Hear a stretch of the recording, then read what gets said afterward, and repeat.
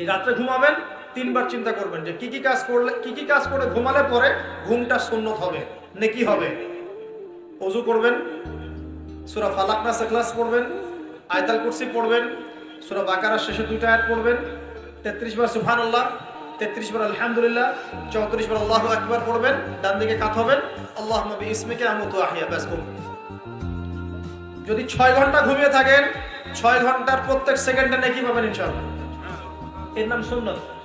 প্রতিটা কাজ সুন্নত মাফিক করতে হবে। একটা খালি কথা বলে দেই, নবীজি একটা সিঁড়ি, 2টা সিঁড়ি, 3টা সিঁড়ি, 3য় সিঁড়িতে দাঁড়িয়ে বলছেন মিম্বরের আমিন। সাহাবীরা বলছেন, ইয়া রাসূলুল্লাহ, এরকম করে তো আমিন বলতে কখনো শুনি নাই, বিষয়টা কি? নবীজি বলছেন, বিষয়টা হচ্ছে, যখন আমি 3য় সিঁড়িতে ছিলাম তখন জিবরাইল আলাইহিস সালাম এসে আমাকে বলেছিলেন, ইয়া মুহাম্মদ, হে মুহাম্মদ, আখবিরনি, জিবরাইল